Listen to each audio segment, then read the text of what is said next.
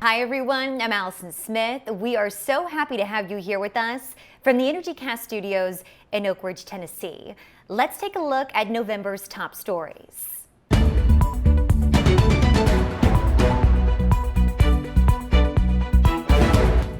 Critical conversations are shaping Oak Ridge's future workforce. We share impactful discussions at a recent roundtable focused on hiring for cleanup and how it could pave the way to your dream job. Two generations, one mission, decades apart. An Isotech employee discovered he's working with the same material his grandfather handled more than 40 years ago. We take a closer look at this unexpected family connection. And Thanksgiving is nearly here, and we are getting ready for some tasty meals. We catch up with a few of our co-workers to hear their top choices in a festive This or That segment.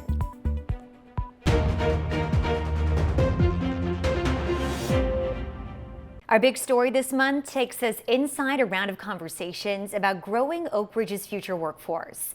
The U.S. Department of Energy Office of Environmental Management recently hosted a roundtable to tackle the challenges and opportunities in hiring for cleanup efforts.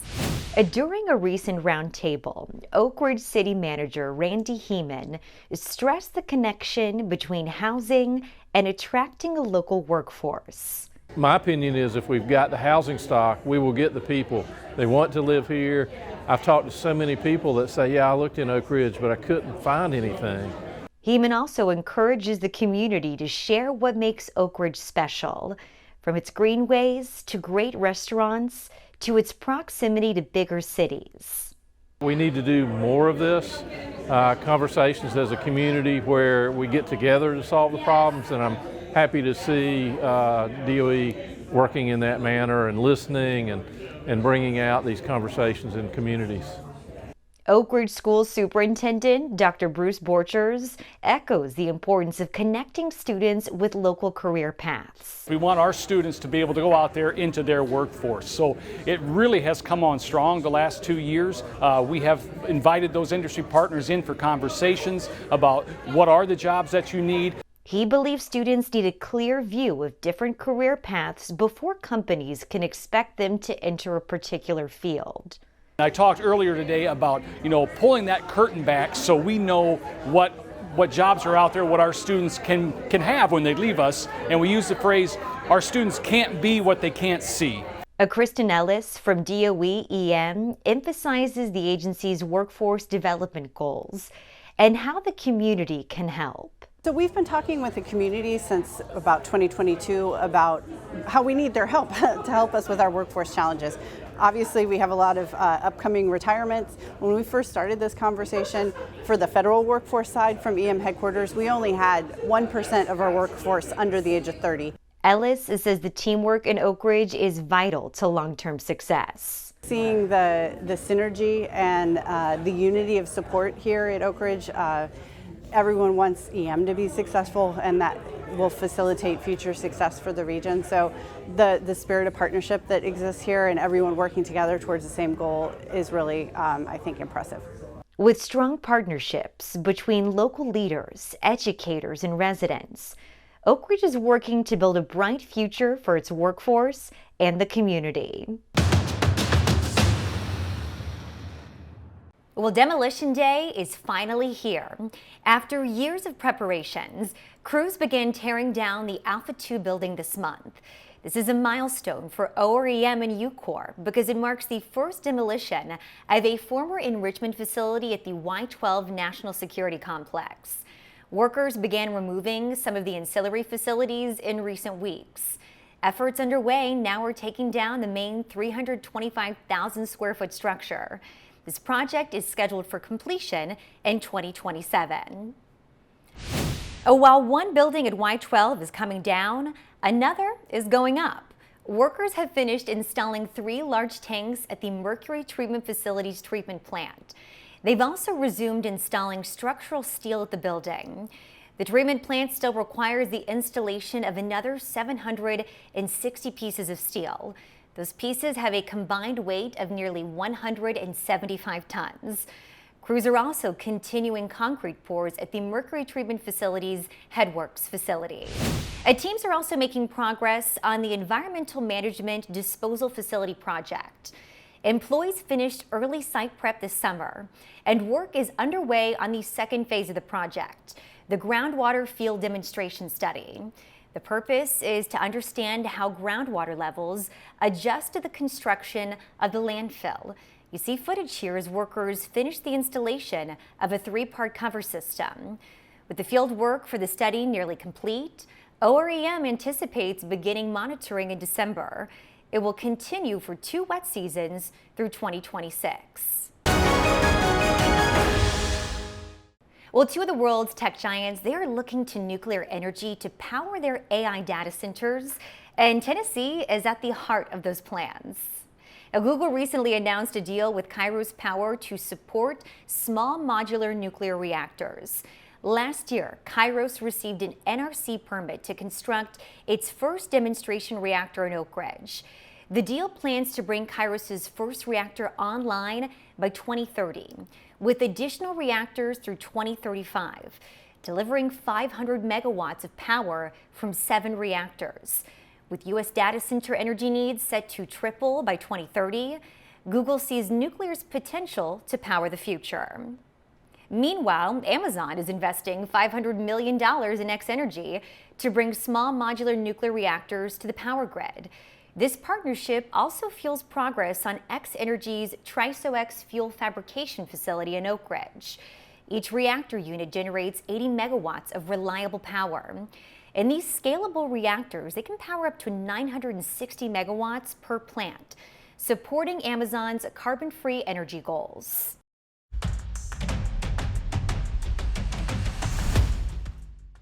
We want to take a moment to thank our veterans. They served our nation, and now they're playing a big role in our organization. Let's meet some of the amazing veterans from the Oak Ridge Office of Environmental Management. We asked them how their military experiences have shaped them for their roles at EM. You're trained in the military, especially in a squad and a platoon, to be able to do the jobs of everyone in your squad, so in a combat environment, you can take over, right? So you learn how to do multiple different tasks, and you also learn the importance not only to pull your weight as an individual, but to be a part of a team, and you want your team to succeed. Most of my RAD training has set me up for exactly what we're doing here, because I used to run the drills on the submarines, simulating RAD releases while submerged. So all of this stuff that we're doing right now for finding material, I've kind of worked on in the Navy. The Department of Energy is proud to employ veterans who make up over a quarter of the DOE workforce. And to honor their incredible service, we've put together a special series spotlighting the stories of employees who are veterans themselves. Head over to our YouTube channel to watch, and be sure to subscribe to our channel for more exclusive stories.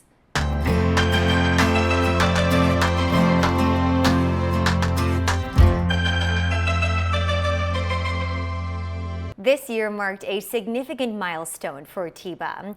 The organization celebrated the 25th anniversary of its Business Opportunities and Technical Conference in Knoxville. A record-breaking number of participants attended the event, and emerging talent and industry leaders had the chance to connect and network. Hosting this conference gives us a great opportunity to bring not only the members of ETEBA, but industry leaders together in one location and give them an opportunity to connect, while also learning of the latest opportunities that they can invest in as a company, and that perhaps in the long run they can play an important role in completing those missions. Organizers also kicked off a brand new technology corridor at this year's conference and showcased a student robotics team. Our cameras were there to catch all the exciting moments. This is our robot. It was designed, manufactured, coded, tested, everything by students. They had 2 months, only 2 months before they had to go to competition, and they came up with this design. So through the engineering process, through iterative systems, they said, oh, we need this needs to be better, let's fix this, all those kind of things. But this is our lovingly named Robo Baggins. He carries rings around, so we figured that was pretty appropriate. And after competing in our Smoky Mountain Regional in 2024, we were on the winning team. and we're able to go to Houston, Texas to compete with 600 different teams from 58 different countries. Clinton High School is also a STEM school, one of the ones in the state, and so we really believe that the exposure for students is just as important as anything they can do sitting in a classroom. So I brought as many students as I can from my leadership team to see what this conference looks like. What do businesses look like? What's in the area? Who's communicating with who? How do they make these connections? So that students understand when they get out into the real world, beyond the classroom, there's a lot more than just finding the square root and finding X. I took a computer science class and decided that I really liked coding, so that's why I joined. But then decided that robot computing wasn't my thing, so I basically got my hands into every aspect of the team. I did fabrication, design, electrical work. It's just a really great experience because kids can come in not knowing anything what to do, and we'll just teach them whatever they want to know. Our two major sponsors are MS Technologies out of Oak Ridge and CNS Nuclear Y12. This is such an awesome opportunity. I wish I had this in high school. I graduated from Clinton, but I never had this, so it's fantastic that we have these things now that students can do. This summer, DOE signed a $42 million agreement with the state of Tennessee as part of the Natural Resource Damage Assessment process. Those funds are now available for grants and projects in Anderson, Roane, and portions of Loudoun and Knox counties. A trustee council has scheduled 3 meetings to help people and organizations learn how to apply. The first meeting is December 12th at Town Place Suites in Oak Ridge. The second meeting is January 9th at the Kingston Community Center. And the final meeting is January 23rd at the Holiday Inn in Clinton. Each meeting will take place from 6 until 7:30 p.m.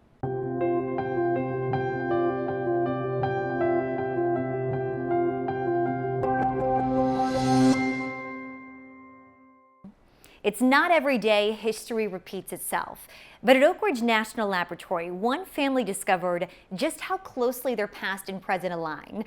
A senior technician at Isotech recently learned he's working with the same material his grandfather handled more than 40 years ago. Like grandfather, like grandson. Yeah, they probably worked on that same canister. Jason Johnson, a senior operations technician at Isotech, recently discovered that he was working on the exact same canister of uranium-233 his grandfather prepared for storage more than 40 years ago at ORNL's Building 3019. It's kind of surreal. It's pretty neat to think about that he was in this building and that I get to still work and do things in this building that he was in. While Jason's team prepared the canister for retrieval, Billy Starnes, an Isotech U-233 specialist, spotted something interesting. The canister had been sampled before being placed in long-term storage, and a familiar name showed up in the logbooks. Andy Johnson, Jason's grandfather. Sure enough, there was Fletcher Daly and Judy Butler and Andy Johnson had handled that particular can that day, and the other days when they put it back in storage. Billy worked with Andy, an engineering technician, for almost 10 years and remembers him well. Yeah, there was a lot of processes that had to be kept up in steps according to the procedures, and Andy was one of those guys that you could depend on to do his portion of that work. Now he finds that same dependability 2 generations later in Jason. It's kind of interesting, yeah, to have his grandson in here. It's almost like they're all part of the same team, just working in different eras. He would probably think it was neat. He would think that that was pretty cool that I could be able to work with something that he had worked on prior to that. Andy Johnson passed away in 2015, but Jason carries his grandfather's legacy forward through his own work, completing critical cleanup efforts and helping ensure the material can be used for cancer treatments. We would also like to highlight that Billy Starnes has an interesting story. He's the one who spotted the grandfather-grandson connection. He's worked at Building 3019, the world's oldest operating nuclear facility, for over 50 years. You can find more about Billy's story on our YouTube channel. Be sure to subscribe to our channel for more exclusive stories. A turkey time is just around the corner. We put our co-workers to the test with some fun questions and found out which Thanksgiving foods divide the dinner table. Let's see where they stand in this round of This or That. Okay, so first question, breakfast or no breakfast on Thanksgiving Day? Oh, no breakfast. You got to leave room. Definitely breakfast. Can't do without. No breakfast. No breakfast. Yeah, breakfast. Just a small one. Okay. Yeah. Sunday best or comfy clothes? Both. You do Sunday best and then you change? And Right, exactly, because everybody's always taking pictures. Comfy clothes. Comfy clothes. Comfy clothes. Comfy clothes. Is it called stuffing or dressing? Dressing. Dressing. Stuffing. Stuffing. It's called dressing. Cook the meal or clean the dishes? I cook the meal. Clean the dishes. Cook. Clean the dishes for me. Cook the meal. Oh, cook the meal. I hate cleaning. Thanksgiving meal without appetizers or without desserts? Without appetizers. Without appetizers. Gotta have pecan pie. Appetizers. Without appetizers. Oh, no appetizers. You can't do without with desserts, so definitely without appetizers. Run in a turkey trot or do a polar plunge? What's a polar plunge? Oh, hey, no. Ooh, the polar bear plunge. Who would turn that down? Turkey trot. Turkey trot. Turkey trot, definitely. Oh, can I do neither? Turkey trot. Pumpkin pie or pecan pie? Neither. Pecan pie. Pumpkin. Pecan pie, definitely. No vegetables for me. Wow. One or the other would be pumpkin. I don't really like either anymore. Yeah, neither one. Snow on Thanksgiving or 75 and sunny? 75 and sunny. 75 and a hot rock. 75 and sunny. Oh, 75 and sunny. Take a beach any day. I guess I'd go with 75. I don't know, I like both. I think 75. Would you rather give a live turkey a bath or mash a bathtub full of potatoes? I am not touching the turkey. Potatoes. Bathtub full of potatoes. Sounds less dangerous. I think I could do the mashed potatoes a lot easier. Wow. The potatoes. No, I'm not going to do that. No. I think the potatoes. Yeah. We've got a special edition episode for you next month. We'll rank our top stories from the past year. Tune in and see if you agree. Remember, if you work in environmental management at Oak Ridge, keep us in mind if you come across a story. We're always looking for news tips and story ideas from across the reservation. We'd love to feature what matters to you right here.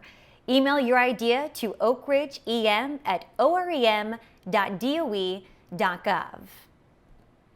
And don't forget to follow us on our social media accounts. We post this show on our YouTube channel.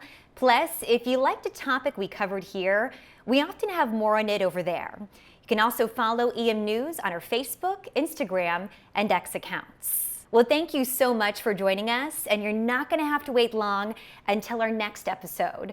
We'll release our December episode a bit earlier than usual. It airs on December 11th. You can watch on air or online, same places as always. We'll see you next month from the Energycast studio in Oak Ridge.